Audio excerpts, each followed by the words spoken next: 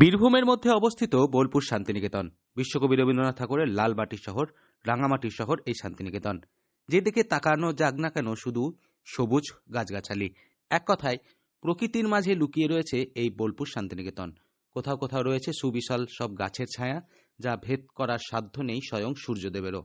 প্রকৃতির এক অপার সৌন্দর্য পীঠস্থান যেন রবীন্দ্রনাথ ঠাকুরের শান্তিনিকেতন।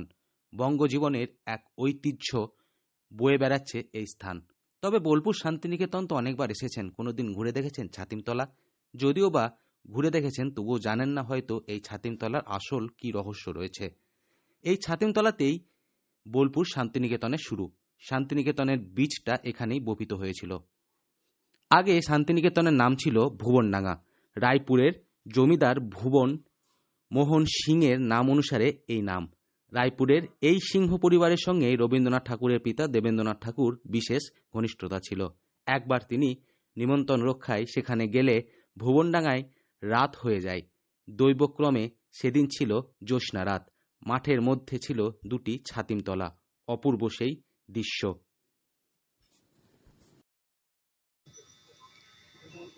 তিনি আমার প্রাণের আরাম, মনের আনন্দ, আত্মার শান্তি। সদ্য বিশ্বভারতীকে ওয়ার্ল্ড হেরিটেজের তকমা দিয়েছে, তার জন্য আমরা গর্বিত। এই বিশ্বভারতীতেই রয়েছে আমাদের উপাসনা গৃহ, রয়েছে আমাদের ছাতিমতলা। এই ছাতিমতলা হলো গুরুদেবের সেই শ্রদ্ধার জায়গা যেখানে যে কোনো অনুষ্ঠানের বৈতালিকের মাধ্যমে শুভ সূচনা হয়ে থাকে। সেই নৈসর্গিক দৃশ্য অনুভূতি হয়ে তিনি ভুবনডাঙ্গার প্রেমে পড়ে যান। সেই ধূসর প্রান্তরের ভিতর এই ছাতিম গাছ দুটি দেখে তিনি এক ধরনের আত্মিক আকর্ষণ অনুভব করেন। এরপর এখানে থেমে ছাতিম গাছের ছায়ায় তিনি কিছুক্ষণ বিশ্রাম নেন। এখানে তিনি তার প্রাণের আরাম, মনের আনন্দ ও আত্মার শান্তি পেয়েছিলেন। এই স্থানের আকর্ষণ থেকেই 1863 সালে 31 মার্চ তিনি রায়পুরের জমিদার ভুবন মোহন সিংয়ের কাছ থেকে 16 আনার বিনিময়ে ছাতিমতলা সহ ভুবনডাঙ্গার 20 বিঘা জমি পাট্টা নেন এবং গড়ে তোলেন এক আশ্রম। এই স্থানেই খুব ডাকাতের ভয় ছিল। সেই সময় এই স্থানে ডাকাত সর্দারদের নাম ছিল দাড়ি সর্দার। দেবেন্দ্রনাথ এই ডাকাত সর্দারকে এই স্থানের রক্ষাকর্তা হিসাবে নিয়োগ। 25শে বৈশাখ, 22শে শ্রাবণ এই গুরুদেবের প্রতি শ্রদ্ধা জ্ঞাপন করা হয়ে থাকে এবং সেই ছাতিমতলা হলো ছাত্রছাত্রী রবীন্দ্রপ্রেমিকদের কাছে একটি অত্যন্ত গুরুত্বপূর্ণ পবিত্র স্থান।